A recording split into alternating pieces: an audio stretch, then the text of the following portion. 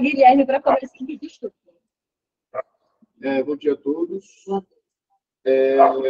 Vou iniciar o resumo do cenário histórico. O Nichiren Daishonin, ele escreveu essa carta em Ichinosauá, na Ilha do Estado, né? E aí, na época, bem interessante, assim, bem conturbada da época dele lá no Japão, e se passou foi no meio da invasão das invasões mongóis, né, que estavam sofrendo na época, que é o período Kuei. E aí, nessa época, o Kublai Khan, né, o general lá dos mongóis, estava fazendo as tentativas lá de invasão. O próprio Daishonin já tinha falado sobre isso com os líderes do shogunato lá, Eu volto aqui, Bê. governo militar. Ah, voltei. Sobre isso. Dá licença, tá bom. Aí, sobre isso, o Nichiren, ele, nessa época, ele estava endereçando essa carta a Sairenbo e Chijou. E aí, esse Sairenbo, ele também estava exilado em Sado, né? E aí foi quando esse estudioso, esse ex-sacerdote, ele decide se converter, né, ao budismo Nichiren, porque ele estava meio que assim, insatisfeito com como a escola Tenkai abordava esse assunto do verdadeiro aspecto de todos os fenômenos. E aí, essa parte é justamente a explicação que o Nichiren ele oferece sobre esse no Sairenbo. Na segunda metade do 50, o Daishonin ele explica, né, que aqueles que devoltam a vida, a propagação do pensamento correto, incluídos do mesmo espírito de Daishonin, são os próprios bodhisattvas da Terra. E ele até fala sobre que o Nam-myoho Genjo será propagado, né, amplamente no futuro. Né? E ele conclui que os elementos fundamentais da prática são os últimos dias da lei, são a fé, a prática e o estudo. Desde aquela época ele já estava, né, deixando bem claro assim, a forma correta, né, de se praticar, porque as escolas ficam mais na teoria, na parte mais espiritual, ou, sei lá, uma prática mais como ele fala, meditação, né, e isso não, eles vão fazer, né, a prática em si mesmo. E aí, interessante,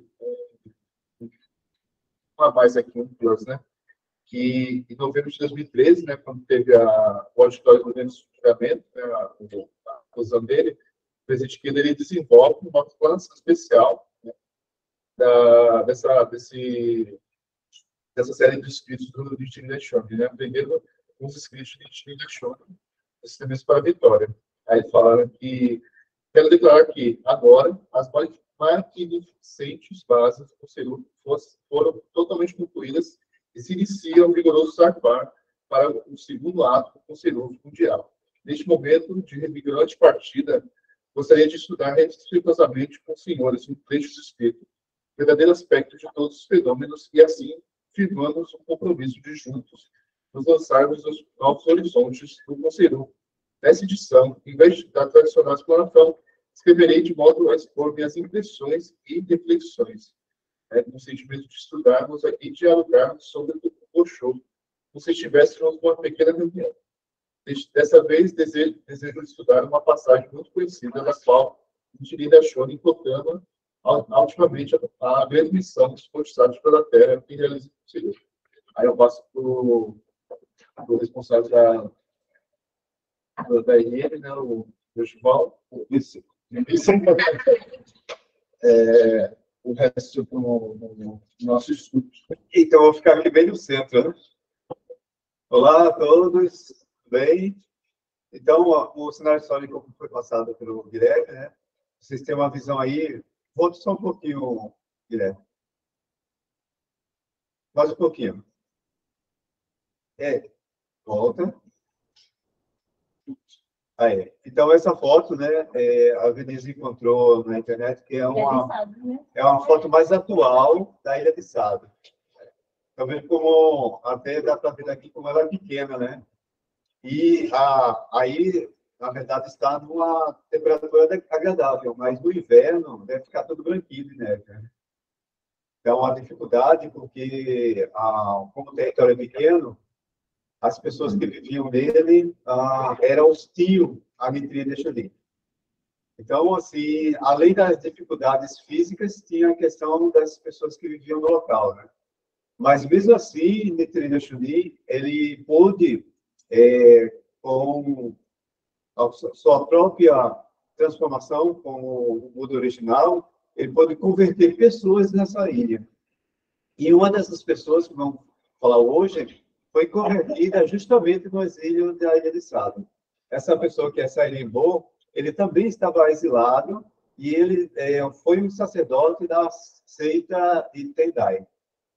Mas o que Nitride Xuni motivou fazer essa carta para ele foi justamente o questionamento que ele fez a Nitride Xuni.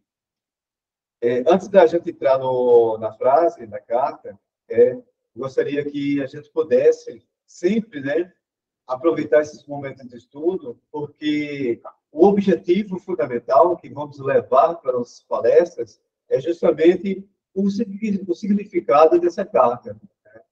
E o importantíssimo, antes da gente desenvolver qualquer diálogo, é levarmos a essência da carta de Nitride Xuni, né? Então, o mais essencial é que a gente possa prestar atenção muito no trecho dessa carta. E eu sempre me apaixono quando eu leio o verdadeiro aspecto de todos os fenômenos. E, assim, quando eu sempre leio esse trecho, é como eu estou lendo vários escritores brasileiros, principalmente brasileiros, né? Como Machado de Assis, como Clarice Lispector, Jorge Amado, tanto outros, né? Então, é uma obra de arte literária de Nitride Xuni para todos nós. Pode passar agora. Pode passar.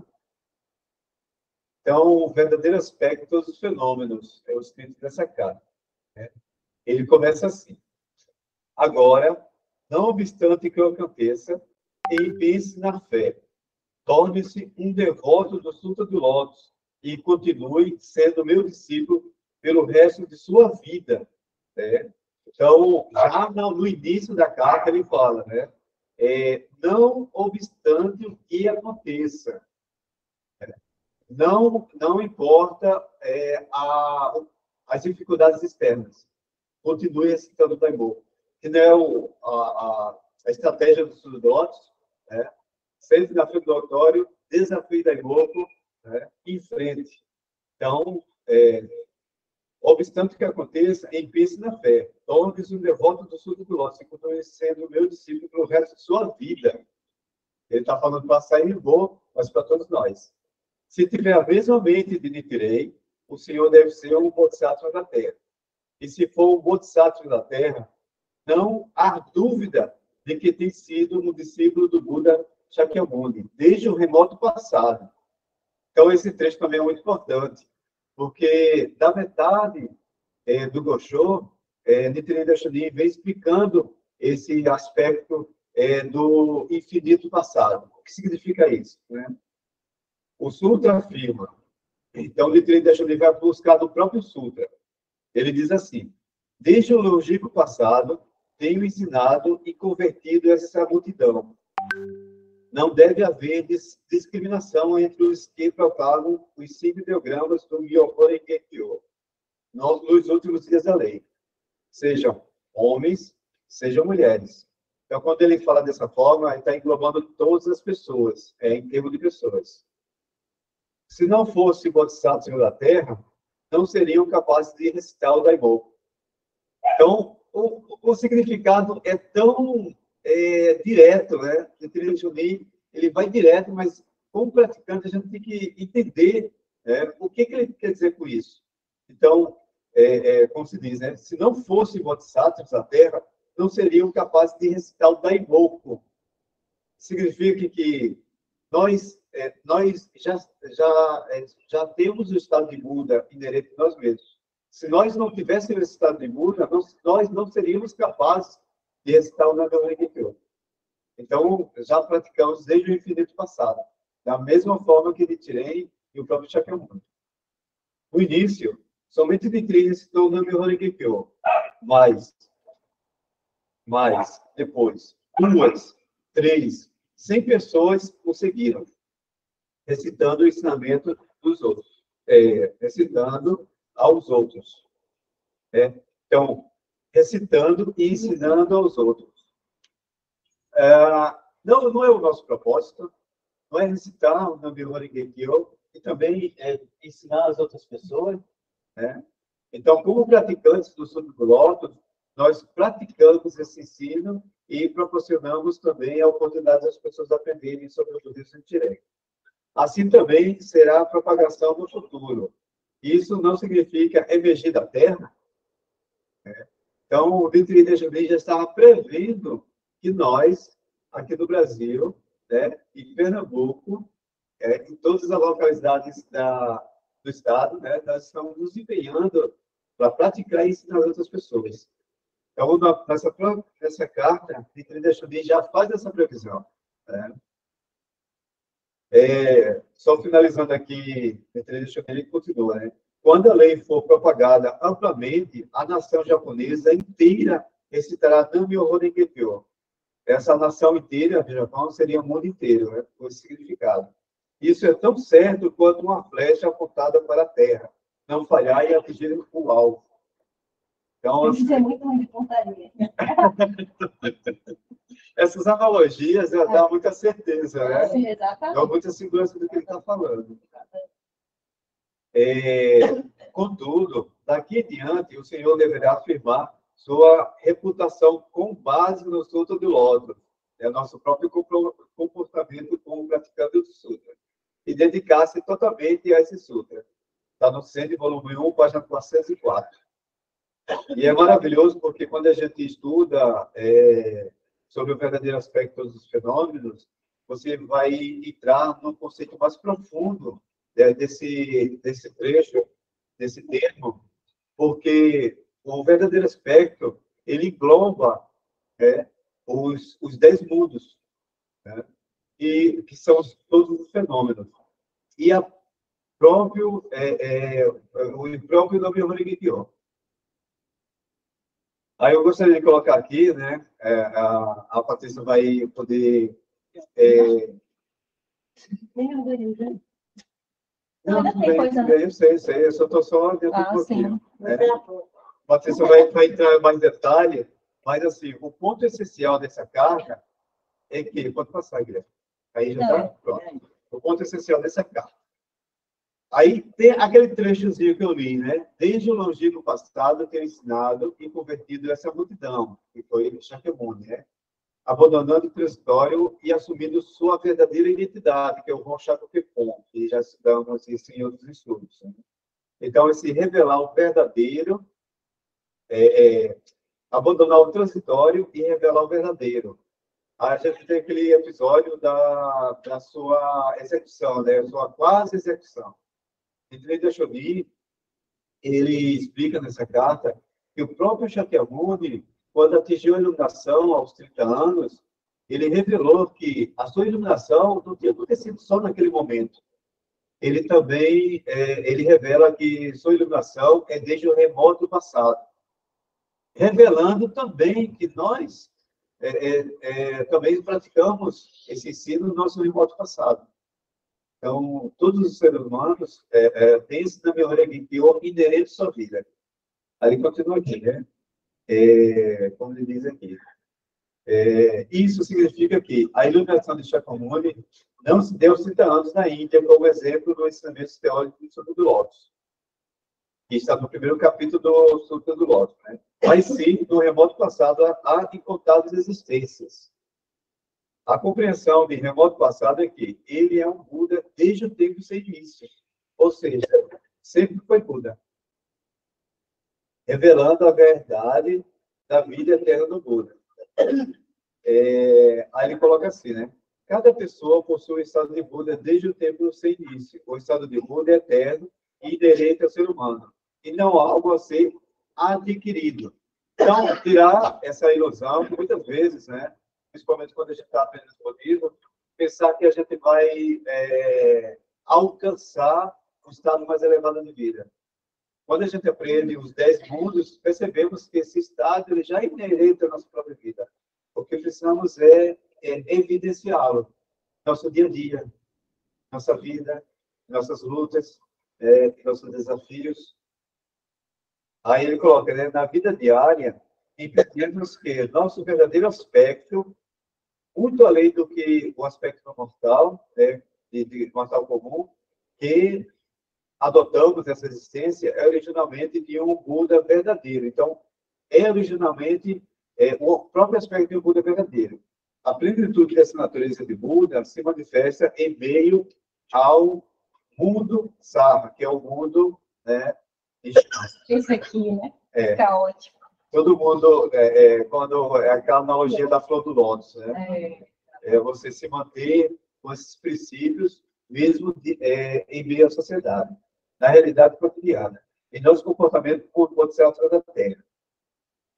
Então, assim, só para poder a gente fechar, né, essa parte, o budismo expõe o princípio de assumir voluntariamente o karma apropriado.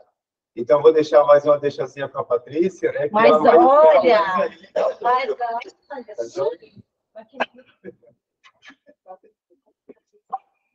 Obrigada, acho que Dorgival. Todo mundo está vendo bem? Eu vou botar só um pouquinho para cá. E aí? Hã? Só um pouquinho, só para que. Deixa eu aparecendo, viu? Mas aí, pode passar, Gui, por favor. A gente vai, acho que Dorgival, né? Guilherme já fez a introdução, mas Dorgival já explanou para a gente, né? Esse Gosho. Esse é um Gosho que a gente também já conhece, já estudou bastante. E aí, hoje, como cabe, na verdade, eu queria trazer uma parte mais de como é que a gente poderia abordar isso nas reuniões de palestra. Lógico, é essencial a gente fazer, né? Cenário histórico, ler o Gosho, mas eu queria também trazer uma parte que a gente pudesse ter um diálogo com as pessoas nas nossas reuniões de palestra, né? Seguindo, claro, né, todo o material de estudo. E aí, pode passar mais um, acho que mais dois, na verdade. A gente vai falar sobre tudo isso, porque a minha explanação está baseada na explanação do Ikeda Sensei. Pode passar mais um. Oxe, mais um. Aí. E aí, um dos pontos que eu queria trazer, né, que o Dorgival comentou com a gente, primeiro é esse, né?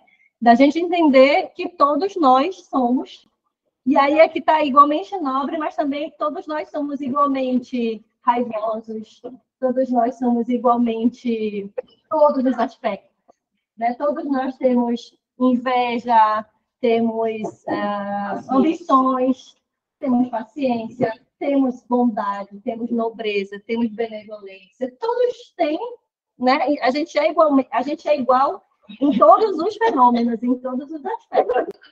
Claro, alguns de nós, né, conseguem evidenciar um lado mais benevolente, um lado mais nobre, mas de vez em quando, todo mundo aqui vai evidenciar um lado, às vezes, um pouco arrogante, às vezes um lado mais ambicioso. Não que a ambição também seja ruim, né? Mas a gente vai durante o dia, e eu vou dizer assim, nem vou dizer durante toda a nossa vida, durante o nosso dia, a gente vai ali evidenciar vários aspectos do ser humano, porque a gente é ser humano e faz parte, né? Então, uma primeira coisa que eu queria trazer aqui para a gente é da gente entender que não existe esse ser humano ideal, que só tem benevolência, que só tem nobreza, que não existe essa pessoa. Até que você Sensei, né? A gente se esforça, mas se a gente for pensar do Papa, né, que são pessoas Sensei, eles também têm uma ira no coração. Né? A gente já falou isso várias vezes, assim, Sensei tem ira contra a guerra. Eu sei que todos tinham uma ira, mas era uma ira aplicada, né, para um bem mundial, assim. E aí, uma das coisas que eu queria trazer para a gente começar o nosso diálogo era a gente entender isso. Da gente, às vezes, ficar frustrado, dizer, mas eu faço todo dia 10 horas, 10 anos não. Todo dia eu faço meu Gongyo e Daimoku, e por que às vezes eu estou assim, né? Às vezes a gente até acha assim, por que eu estou doente? Como se doente fosse uma coisa pessoas que talvez não mereçam, alguma coisa assim. E doença faz parte da nossa vida. Não tem como você nascer como ser humano e não ficar doente. Não tem como. A gente vai envelhecer, a gente vai ficar doente. Exatamente, a gente vai morrer daqui a um tempinho. E faz parte. Um tempo, não sei, né? O que tá. E aí, esse é o primeiro ponto que eu queria para a gente começar a dialogar. Era sobre esse ponto. Talvez, às vezes, a gente fica um pouco com essa visão idealística demais, utópica demais. Eita, eu tenho que me transformar nesse ser humano maravilhoso, né? Assim, lógico, aí a Edna já falou aqui pra gente, né? A gente tenta sempre. A nossa luta, a nossa prática é para isso, para que a gente se torne ser humano melhor. Não tem problema, né? Assim, esse é o nosso objetivo de vida, tenho certeza. Mas a gente precisa entender que a gente é ser humano. Os outros estados de vida, aí Dorival já bem falou, todo mundo daqui tem estado de Buda.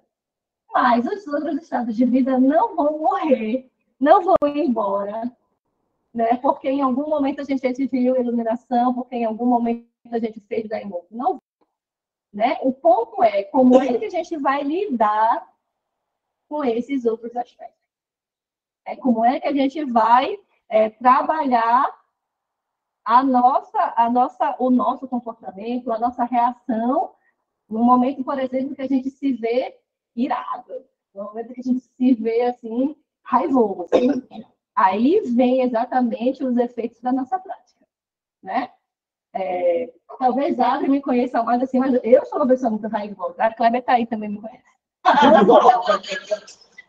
Eu sou uma pessoa muito raivosa, né? Mas, assim, por exemplo, especialmente, talvez vocês não tenham visto esse lado, porque eu tento ainda. Eu já vi! Eu fico algumas vezes. E aí, a prática da gente, né? Veja, eu não posso prender essa raiva, eu não posso prender esses sentimentos que a gente tem, né? Mas a questão é como é que a gente vai lidar com essas questões. Uma terapia boa, não é? Junto com o Daimoku, junto com o diálogo, junto com o estudo, tudo isso, né? Da gente começar a compreender, conversar, porque isso vai... Porque às vezes a gente diz, nossa, eu sou uma pessoa péssima, porque eu estou sentindo ira, porque eu estou sentindo... E não é, né? Todo mundo vai sentir. A questão é o que a gente vai fazer com isso, tá? Esse é o primeiro ponto que eu queria trazer para a gente começar a conversar. E aí o segundo ponto é isso aqui, né? Dorival deu a deixa aí para mim, da gente falar sobre essa questão, né? Que a gente leu no Gosho. Abandonar o transitório e revelar o verdadeiro. E assumir a nossa identidade verdadeira. Em japonês se chama Roshaku Kenpo. Né? A gente já também é uma palavra que a gente ouviu falar muito. Né? E aí, a questão é, o que é esse Roshaku Kenpo na vida diária? Nem é na vida, porque assim, o Gival também falou, né? A gente tem um cenário bem forte de Roshaku Kenpo na vida de Nichiren Daishonin. Todo mundo lembra? Na perseguição de status adultos. Né? Ali é uma forma da gente, é um exemplo da gente entender o que é Roshaku Kenpo. Mas, quando a gente estuda o Gosho, a gente estuda as explanações do Ikeda Sensei, a gente vai entender que esse Roshaku Kenpo não é um astro celeste que vai passar na nossa vida e a gente vai... Não. O Roshaku Kenpo tem que ser... foi na vida de Nichiren Daishonin como um exemplo para a gente, como uma lição para a gente. Mas e a gente? Século XXI, trabalhadores, estudantes. O que é esse Roshaku Kenpo na nossa vida diária no século XXI? Estou falando do século XIII. Hoje, nessa sociedade caótica que o Gival também falou, né? Nessa sociedade lamacenta caótica. O que é fazer esse Roshaku Kenpo na vida diária? E aí, esse é um ponto que eu queria trazer para a gente dialogar e conversar nas reuniões de palestra, que eu acho que é um excelente ponto para a gente conversar. Então, o primeiro trecho que eu queria que a gente conversasse é uma certa forma da gente olhar esse Roshaku Kenpo a gente trocar a covardia por coragem. E aí também aí eu já deixo uma ressalva aqui que às vezes pode ser um pouco forte, né? Abandona aí essa tua covardia, né? Aí para a gente também olhar o que é essa covardia que Sensei está falando, né? Na explanação do Ikeda Sensei. Essa covardia ele coloca aqui como sendo esse nosso estado provisório. E aí, quando eu digo provisório, pode ser hoje, pode ser amanhã, não é na nossa vida. A gente não tem esse estado provisório, né? Hoje, por exemplo, a gente pode estar enfrentando uma situação que a gente não consegue resolver porque a gente está sendo covarde. E aí a gente está lá sofrendo, e aí às vezes a gente está sofrendo já faz um mês, já faz um ano, já faz 10 anos que a gente está sofrendo porque a gente não conseguiu abandonar esse nosso transitório, essa nossa covardia e transformar numa ação de mudança. Né? Quando a gente fala de Roshaku Kenpon, Ikeda Sensei fala muito sobre essa questão da gente agir, da gente mudar, da gente transformar, né? Da gente trocar, transformar essa nossa covardia que não deixa a gente sair do lugar, que não deixa a gente agir. A inércia, né? Que mantém a gente ali naquele lugar parado, essa inércia, né? A gente trocar isso, transformar essa inércia em ação. E aí, para ter ação, a gente precisa ter coragem, né? Às vezes a gente, inclusive, sabe como resolver aquela situação, mas a gente não tem essa coragem de agir, a gente não tem essa coragem de iniciar essa transformação, porque às vezes a gente tem medo, né, um pouco assim, de transformar, de mudar. A gente, mas aqui está tão bom, exatamente. Aqui está tão. Mesmo com sofrimento. Tá bom. Exatamente, Vinícius. Mesmo com sofrimento, a gente às vezes se acostuma. E aí não está tão bom, mas não é? Já sei. É isso. Tem medo Eu sei que, exatamente. Poxa, mas se eu mudar, o que eu vou fazer? Se eu mudar, vou ter que pensar em tanta coisa nova. Será que eu vou conseguir lidar com essas coisas novas? Né? Então, um dos pontos da gente pensar nesse Roshaku Kenpon é exatamente isso. Né? Então, aí, aqui, Sensei que está fazendo a explanação, ele fala o provisório que se deve descartar, né, que a gente deve tirar da nossa vida é essa fraqueza, essa covardia, essa inércia, né, que Vinícius colocou. E aí, quando a gente descarta essa fraqueza e essa covardia, a gente consegue evidenciar a nossa verdadeira identidade de Buda, que é repleta de coragem, né, de sabedoria, né, de atitude. Né? Então, veja que isso não é uma transformação assim. Hoje eu vou. É um processo mental mesmo, né? Emocional, da gente se conscientizar de que a gente tem essa. A gente sempre fala, o Dorival falou aqui, e a gente sempre fala, a gente tem esse estado de Buda. Mas muitas vezes a gente não quer evidenciar. Muitas vezes a gente fica escondido, assim, né? Escondido nessa covardia, nessa fraqueza.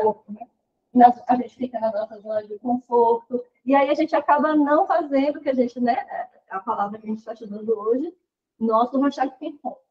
Né? Então, a gente consegue comprovar, e aí daqui a pouquinho no próximo tópico, que é exatamente isso. A gente vai conseguir, geralmente, né, a gente vai fazer nosso Roshaku Kenpon, a gente vai fazer essa nossa transformação, não vai ser quando tiver tudo bonito na nossa vida, não. Vai ser quando? Na dor. Exatamente. Exatamente.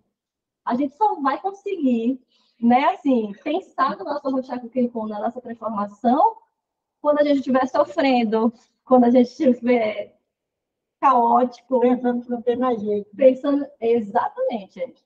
É nesse momento que a gente precisa fazer esse Roshaku Kenpon. Porque quando está tudo bem, a gente não vai nem lembrar, né? Do Roshaku Kenpon. Porque a gente não está com dor, a gente está ali bem, a gente está feliz, né? Porém, quando começam a aparecer dificuldade financeira, saúde, desarmonia familiar, onde apertar o calo da gente, a gente vai dizer, caramba, tem alguma coisa errada aqui, né? Então, aí é um ponto também de outro tipo de entendimento, da gente entender o que significam as dificuldades na nossa vida.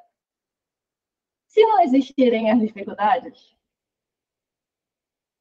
a gente vai ser o mesmo ser humano, se não existissem. A gente seria o mesmo ser humano que a gente era 10, 20 anos. Mesmo negócio, né? Processo lento. Exatamente. Agora, esse estudo de hoje lembra muito Itaidoshi e Relação Humana. Sensei fala, repete, e a gente retarda. É uma decisão nossa, né? Então, o que ele diz aí, Eu tenho um filho que toda vez quando ele está com grandes dificuldades, ele fala, mãe, dá vontade de fugir. Eu digo, por que fugir? Aí eu ia para parar na paragem. Sim. E a gente sempre tem pessoas que não fazem prática diária, porque o Daimon não é milagroso, ele amplia a visão, né? A gente vê tudo de outra forma, juntamente com o estudo, aí faz um xamã, né? Mas se as pessoas não tiverem isso, porque muitas vezes no meio do caminho, as pessoas desistem de praticar. E não por isso, não é castigo, Sim. né? Não é nenhuma prática que procura fora e dentro. Então, quando a gente sente essa maturidade, essa sabedoria que a gente adquire com o passar dos anos, a gente não pode praticar. Nós, a gente tem evidências autoestradas, a gente tem preguiça, tem maldade, tem sono, mas a gente vai pelo conhecimento, que é a proteção do Deus budista, que vai para a volta reta aqui, ó, vem cá, né? Tem uma pessoa que liga para a gente, dá uma mensagem. Então, é isso que é importante, a gente manter a prática e o estudo. Sim, sim. E aí, no próximo tópico, que eu acho que é um tópico que pode ser interessante da gente ouvir relatos de experiência, porque aí a Dia já falou ali, né? A gente só vai querer mudar quando estiver sentindo uma dor, né? E aí, Gui, se quiser passar, o ponto é esse. Quando a gente estiver no beco sem saída, a gente vai achar a saída nesse beco sem saída. Exatamente. Quando a gente estiver sofrendo, quando a gente estiver sentindo aquela dor, é ali que a gente vai fazer a nossa transformação. Se eu posso dizer. E quando a gente foi para Curitiba, nós ficamos dentro da casa dos meus pais. Mas ficamos com o objetivo de ficar pouco tempo. E o chato tempo aconteceu porque meu pai media. Só tinha a Guilherme pequeno, tinha um aninho. Ele media a quantidade de papel higiênico que ele usava. Achava que o perfume do shampoo estava fumando dentro do quarto, mas era o cheiro do perfume. Então, isso exigiu uma mudança. Aí a minha mãe me ajudou, disse, isso, ela ajuda. Ela discutiu comigo por causa da religião. Falando que meu irmão é maravilhoso, eu digo, eu prefiro ser com dificuldade financeira, mas ser feliz. Eu sou muito feliz. E eu saí pela porta, a porta estava aberta, e fui embora. Aluguei uma casa, quer dizer, eu me mexi. Então, eu ia ficar naquela situação eternamente. E ela disse que eu tinha batido a porta. Aí eu disse para minha irmã, a porta estava aberta. Eu não bati a porta. Mas eu não briguei com ela. O estado onde eu entro o estado de vida. Eu mantive uma postura e fui lá, aluguei a casa, voltando, meu pai ficou muito triste, eu falei, mas eu preciso sair. Né? A gente conversou com eles, fiquei um tempinho sem falar com ela, mas mãe é mãe, aí aos pouquinhos vai se juntando. Quando pouco antes dela falecer, ela faleceu em 2012, em dezembro, a gente se falava toda semana no telefone, ela disse assim, eu já estava aqui, né? Ela disse assim, eu estou preocupada com você, porque você está longe. Eu digo, não, a casa é própria, o emprego é o mesmo, estou melhor porque aqui tem sol direto, né? 8 horas da noite está queimando, hoje estou trabalhando, ganhando o dobro. O custo de vida aqui é menor do que lá, que continua muito alto o custo de vida. Aí, você escutar o suspiro de sua mãe, lá do fundo do coração que ela fez, ai, estou tranquila, é o meu maior tesouro. Então, ali foi o meu avô Chaco Kempon, e onde eu mostrei para ela, desde esse período até o falecimento dela, o quanto o budismo é verdadeiro, o quanto nós transformamos a nossa vida. Ela acompanhou isso. Ela foi contra de começo, porque uma pessoa de idade, ela não vai compreender, mas ela percebeu a nossa transformação. Então, nunca reclamamos. Ficamos sem água, sem luz, sem televisão, sabe? Para poder pagar o aluguel. Aí, quando eu me mudei depois, antes de comprar casa, eu me mudei de novo para lá, que meu pai me chamou.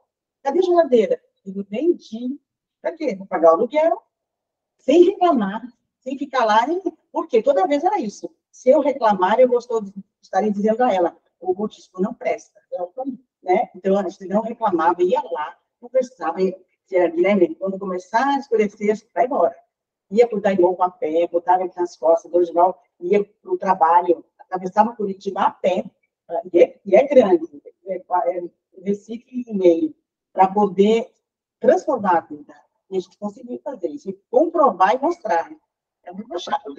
Exatamente. E aí, quando a gente ouve um relato desse, e provavelmente a gente vai ouvir nas palestras de vocês, né? A gente pode tomar como um exemplo. É exatamente isso. Quando a gente está ali no beco sem saída, se a gente tem essa coragem, né? Se a gente faz o nosso Rochaco Quempom, a gente encontra a saída no beco sem saída. E ainda digo mais, veja só, se não fosse essa situação, nem é só Rochaco Quempom. Vejam se vocês não concordam comigo. É exatamente nesse momento que a gente começa a transformação do nosso carro. Né? Então, a gente tem a oportunidade. Aí, veja, ela também poderia ali ter escolhido não fazer essa transformação e deixar mais para frente. Poderia, né? A gente tem, a vida dá para a gente aí, a gente escolhe o que a gente quer fazer da nossa vida, né? Então, às vezes, a gente está ali com uma situação muito difícil, muito difícil. Às vezes, a gente escolhe não transformar naquele momento, mas a gente sabe que vai voltar. Em algum momento volta, né? E aí, Venise, por exemplo, né? E aí, nas palestras de vocês vão ter vários exemplos lá, decidiu transformar naquele momento. Né? Então, se eu tenho aquela oportunidade, se eu tive aquela oportunidade, né, naquele momento de transformar a minha vida, fazer meu Rochaco Quempom familiar, digamos assim, né, foi o início da transformação.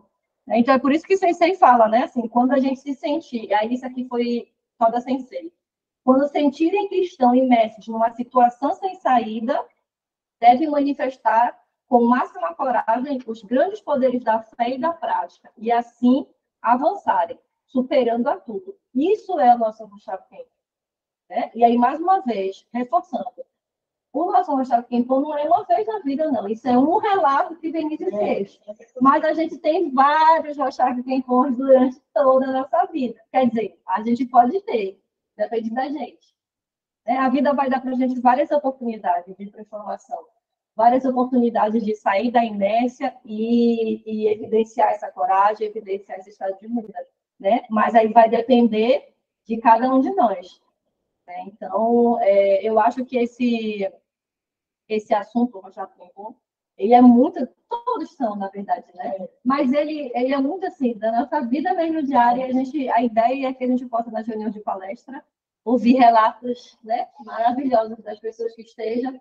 E aí, porque sempre quando a gente, eu falei sempre muito para os meus alunos, quando a gente aprende com um exemplo que é nosso, assim, o aprendizado fica mais, mais eficiente, né, muito melhor. Claro, a gente recebe incentivos de vários relatos do BS, o próprio Sensei tem vários relatos, todo Sensei. Mas quando é aqui, assim, na nossa comunidade, no nosso bloco, a gente diz, caramba, tem uma pessoa aqui do meu lado.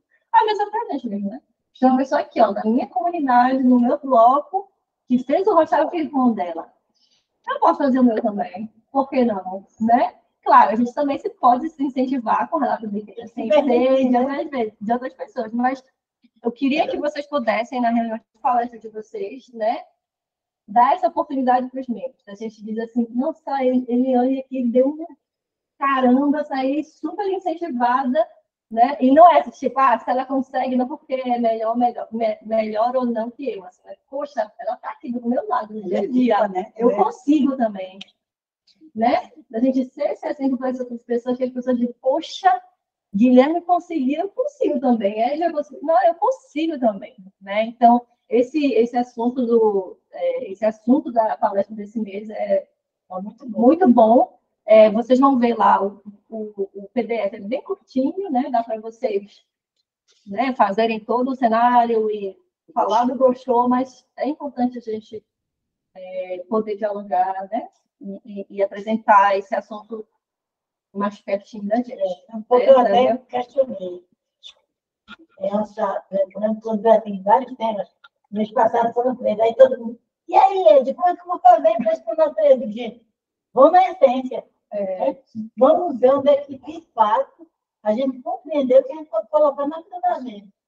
Porque palestra, você já dizia, palestra para palestrar. Aí deixa o quê? 40 minutos para a matéria. O pessoal não tem complexão de dialogar. Dialogar. Na última reunião que teve aqui, eu até fiz sinal para uma série que estava expondo na matéria, eu fazendo sinal para a mãe de Bianca. Aí foi que a Adriana da outra coisa, evangélica, né? Mas ela interagiu bem, ficou bem na foto. Foi pena que eu saí antes, nem conversei muito com ela. Mas, assim, aí eu ainda ia até ia ficar com ela, disse assim, vem para ver onde é que a filha está metida, né? Mas fiquei calada e confio. Então, quando a gente dá a oportunidade, a gente tem que ter o olhar de ver as pessoas conversarem. Mas já deu a dica, né? Muito importante. E justamente isso. Não importa se a matéria é grande, longa ou curta, né? O importante é a essência dela. A última foi confiança. Foi muito bem trabalhada. Então, se Denise, nossa diretora, escolhe com muito carinho os temas, né, de cada palestra da gente. Esse, quando a gente estudou, né, essa semana do Renato, já que é muito legal. Dá para a gente trazer. Muito atual, na verdade. A gente acredita na gente, porque a gente, às vezes, conhece menos, são veteranos, que a gente chama de confiança, também de convicção. Sim. Né? Mas é um pedaço de papel. Uma semana dessa, uma pessoa comentou comigo. Eu estou olhando um pedaço de papel, não, você está olhando um pedaço de papel. Você é membro da HK, mas você está evidenciando a sua força que tem dentro de você. Veja quando você fizer, quando terminar, a diferença é não muda se quiser. Paciência, né? É isso, da minha parte, vou passar agora para o fechamento da nossa atividade com a nossa Demitru. Obrigada. É muito importante essa questão, né, da essência. A essência, nós como membros do Constituinte, é conhecer o Gosho. Nós temos que conhecer como palestrantes o Gosho, porque senão estaremos falando de vivência própria. Exatamente. Então, por isso, tantos materiais de apoio, que é o BS, a PC, o SEM, né? E disso que a gente possa encontrar na extranet. A sociedade, eles ganham likes com isso, né? E nós da HK não vivemos por likes. Eu sugiro da SGI, tem vários trechos dos livros possíveis, né? Para a gente acompanhar. Aí, para a gente finalizar, né? Essa questão do estudar os escritos de Daishonin. Eu encontrei do Seikyo Post, de 2016, seu Orinaka, do Club de 2016. Ele diz assim, que o estudo do budismo, ele surgiu da necessidade das pessoas, no dia a dia, para aprimorar a prática da fé. É para isso que existe o estudo do budismo. Porque, né, as três, né, fé, prática e estudo. Uma coisa sem a outra não tem sustentação, né? É um tripé, que um apoia o outro, né? A fé apoia a prática, o estudo, ele confirma a nossa prática e confirma a nossa fé. Estamos fazendo a prática diante do Gohonzon, ele é um espelho, ele significa o ser humano. Então, eu não estou olhando para o mero papel, também não estou olhando para uma imagem. Eu estava lendo o Diálogo sobre a Religião Humanística, que é muito, muito bom. Ele fala isso, que podia ser uma estátua, mas ela não representaria a vida do ser humano. Então, ela não é capaz de representar a vida do ser humano. Já o Gohonzon, em forma de escrito, né, ele representa todos os aspectos do ser humano. Então, ele abarca todos os aspectos. Por isso que ele é tão importante. Então, ele proporciona que nós possamos evidenciar o estado de Buda. Então, ele continua que, às vezes, a prática é tida como uma obrigação. Na verdade, a essência do estudo do budismo é ler o Gosho. Né? No momento em que estudamos o Gosho, sentimos o espírito de Nichiren Daishonin. O Joshua falou no começo, que é uma obra-prima. É muito gostoso ler o Gosho. Perceber o conhecimento de Nichiren Daishonin. Porque a gente lê trechos, mas no Sende, ele está na íntegra. Então, você vê que ele explica um bocado de coisa até chegar naquela frase que estudamos. O Ikeda Sensei diz, quando estiver cansado, leia o Gosho. Então, quando estivermos numa circunstância difícil, vamos abrir o Gosho. E, conforme lermos as palavras de Daishonin, o espírito de Daishonin preencherá o nosso coração. Então, aí sim, vai ter a eficácia daquelas palavras na nossa ação. Porque senão elas são meras palavras, bonitas, bem escritas, bem conservadas, né? Mas que estão ali no livro, é uma teoria, mas ela tem que ser tirada dessa teoria e colocada em prática nas nossas vidas. Por isso o CAB, né, que é um curso avançado do budismo, que é para a gente entrar nessa órbita, estudar profundamente, mas na hora de aplicar, é pegar a essência, porque é essa essência que vai transformar a vida das pessoas que estão lá presentes, né? Nós somos responsáveis pela felicidade dessas pessoas. Sensei também diz que é como abrir a janela do coração. Olha que lindo, quando se lê o Osho. É a essência fundamental a leitura do Osho. Por meio dela, entramos em contato com o espírito da Daishonin, elevando a nossa energia vital.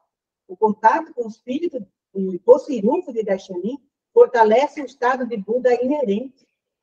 E isto, para a Soka Gakkai, não é uma obrigação.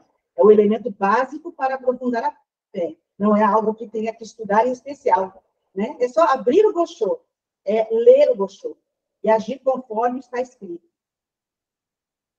Então, qual é a base de apoio para cada um perseverar por toda a existência? Ler o Gosho é buscar uma frase para a vida, aquela que norteará a postura para desafiar todas as circunstâncias. Então, assim, dá um exemplo aqui. Quando estamos com fome, procuramos algo para comer. Hoje vamos comer o bolo que a Adriana fez para nós. Para manter a prática da fé, quando o nosso coração e nossa prática estiverem frágeis, vamos abrir o Gosho e nutrir o nosso espírito com a leitura dos escritos do Buda. O princípio fé, prática e estudo é a própria energia e a força motriz para movimentar tudo. O verdadeiro estudo do budismo surge da fé e não por obrigação. Estudar o budismo faz parte do nosso cotidiano. Deve fazer parte do nosso cotidiano. Precisamos criar esse hábito, né? Temos o BS+, né? Temos o impresso, né? Temos os livros, temos o Clube de Incentivo à Leitura. Eu recomendo, porque todo dia 10 eu recebo todo dia 10 eu recebo o link do Pix, né? Esse mês agora, sem brincadeira, dia 10, eu recebi esse link, eu fiz o Pix, de tarde o livro estava lá em casa. Andréa Coutinho disse, minha filha, o que você tem que você chega primeiro nos livros? Aí recebo uma caixa, tem um livro, tem um card, uma foto que o Sensei tirou, né? Um brinde. Esse mês foi canetinha de colorir, sabe? E eu recebo o lançamento da editora, e aí eu me esforço para poder, ao menos, ler. Aí tem assim, a resenha do livro. Isso me incentiva a fazer essa leitura. E está lá, eu leio, de vez em quando eu vou buscar assuntos. Então, criar esse hábito de ler, abrir a extranet, ver lá o TUBS, a TC, né? Para poder criar mecanismos de dizer assim, poxa, eu estou com esse problema, mas eu vou buscar a solução. É só colocar lá na busca. Estou sofrendo. Vai aparecer, entre aspas, você vai encontrar um monte de assuntos. Né? Aí faz o Daimoku, né? E busca gerar energia vital, né? Transformar a vida, fazer visita, até avisar, olha, gente, eu estou precisando de visita. Não é isso? Esse é o mundo da nossa organização, o mundo da Gakkai, porque não é à toa que o Nichiren passou por Tassino Pucci, né? Teve a transformação da vida dele, de abandonar o transitório, revelaram como Buda original. Cada um de nós aqui passamos, né, pelos nossos Roshaku Tenpo, seja no trabalho, na casa, na família, no relacionamento, na questão financeira, aquela que pega, né? Mas a gente consegue, através dessa nossa luta de estudar o Gosho, de se encontrar com os companheiros, de planejar a reunião de palestra, executar uma reunião de palestra, que é maravilhoso. Eu quero dar um spoiler. O encontro com o mestre de amanhã, tá, ó, muito especial, vai fortalecer ainda mais essa questão do Zadankai, né? Então, assim, já se programe que amanhã tem encontro com o mestre para poder fortalecer ainda mais esse nosso assunto. Quero agradecer, né, a gente fazer na casa de Iluminate esse DEB híbrido. Domingo, resultado bem melhor, né, de comparecimento. Então, eu ia comentar isso. Muito obrigada por vocês, né, estarem aí nas suas residências, ligadas com a gente. Estamos assim, eu sei que Lavínia está Tá com 3. né? Hoje nós estamos, então, com 17, mais tua, 19, 20, 22, 24, 27 pessoas. É Acho um que tinha mais recorde. gente, tinha 20 uma hora. Isso, eu acho que Antônio, né, normalmente tem mais de uma pessoa. Estava adiantando, geralmente, Domingo também. foi bom, Então, né? parabéns, muito obrigada, né, pelo comparecimento.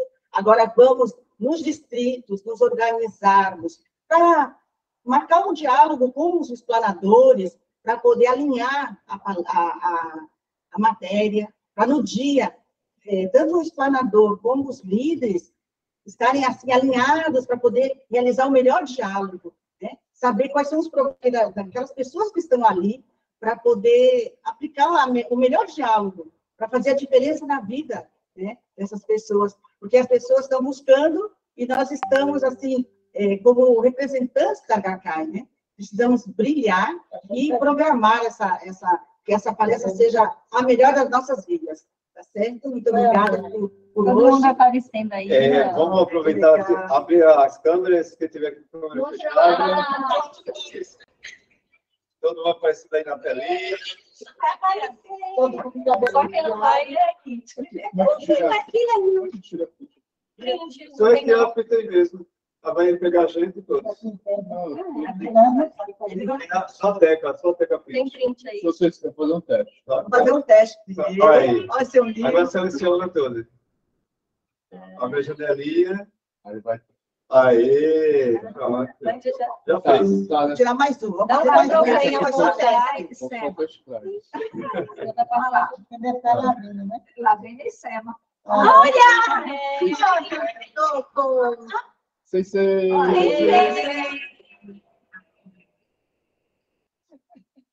Aê, seleciona. Ó, Sema aí. Querem bolo?